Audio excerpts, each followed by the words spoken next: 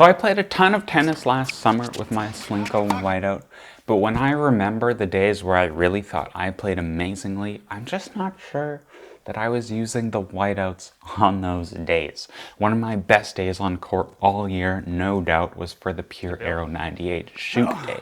And since switching to the whiteout, it's kind of felt like something is missing from my game. Like I don't have this looseness, this easy power on my forehand and serve that I used to have with my old Extreme Tour. And what's worrying me even more is that I barely scraped through my first ever TTT match against Simon. And that's the match, folks. One Punch Chungus wins this 6-10, 10-7. And if I can't iron out the kinks before my next TTT match, I just might be totally screwed, especially with Simon so hard at work doing actual drills with an actual pro. You suck at moving into the court. Ready? Take split step and then come in. Nice. Becca's got a lot to be afraid of moving forward. Looking back at my tennis, even relatively recently, I'm finding one big detail which is just filling me with doubt about my whiteouts in comparison to my Extreme Tours.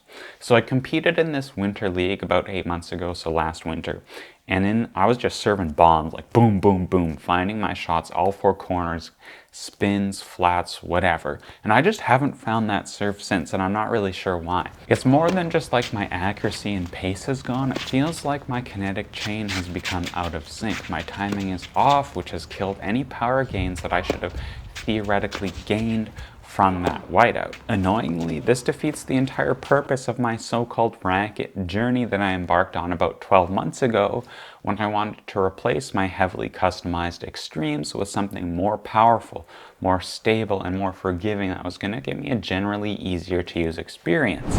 And even more annoyingly, I think I did accomplish this task. My specs are lighter than before, just like I wanted. The whiteout is stiffer in layup with a higher twist weight, suggesting more stability and more power, and this is reinforced even further still when you use Tennis Warehouse's compare tool, where you can see that the whiteout has a slightly larger sweet zone and better power percentage. So if on paper the specs should be lined up, how come I don't feel like I just have this easy controllable power in my serve and forehand anymore?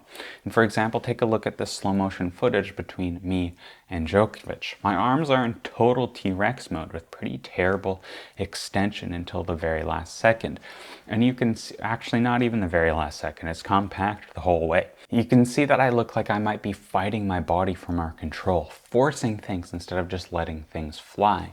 And even more annoyingly, if you look at footage of me using my old Extreme Tour, my arms look more fluid, more loose, more free. And obviously there are improvements from 2023 to 2021 if you look at my take back and my core rotation, but I just don't think I look as loose. But to be sure, I think we should get some fresh footage and see if there's a change in my game between using my Solinco Whiteout versus my Extreme Tour. All right, so here we have 10 different clips, 5 with each. And you can see side by side, I tried to match up similar balls and similar hitting positions in terms of height and speed and court positioning, but it's not perfect. I think the big difference here that I'm seeing is the elbow spacing. On average, the whiteout seems to be a little bit closer into my body, the elbow's a little bit closer in, the elbow's a little bit more bent.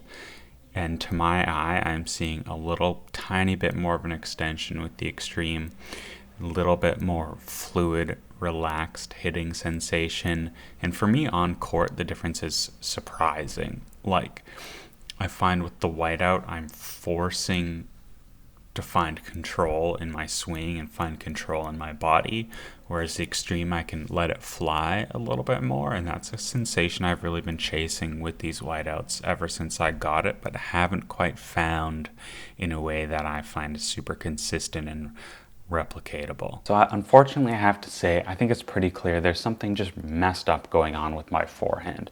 So I'll put up all the specs on the screen and you let me know what you think is going on here. My personal solution is just to look at a racket that I instantly grooved with, the Pure Strike VS.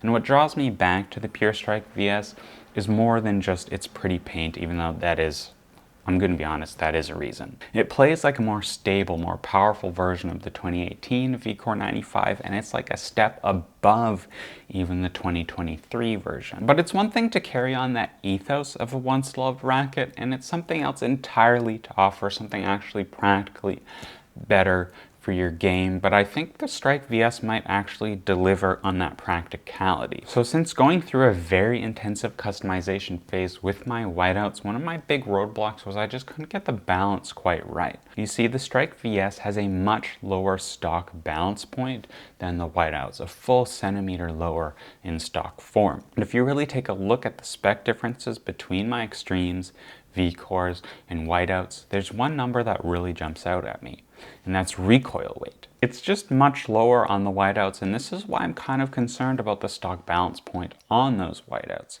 because recoil weight is calculated using the balance point of the racket. It's just like swing weight, but with swing weight, the rotation happens where you hold the racket, whereas with recoil weight, the rotation happens about the balance point. So the lower the balance point you can create, the higher of a recoil weight setup you can achieve while keeping swing weight and static weight on the lower side. So I decided, let's bring this Pure Strike VS right up to spec. So here's the strung specs after my customization, strung with Tourmaline Absolute 120, including a dampener and an overgrip. This is very close to the specs that I've used with my previous racket, just in a slightly easier to use package. So what could even go wrong here?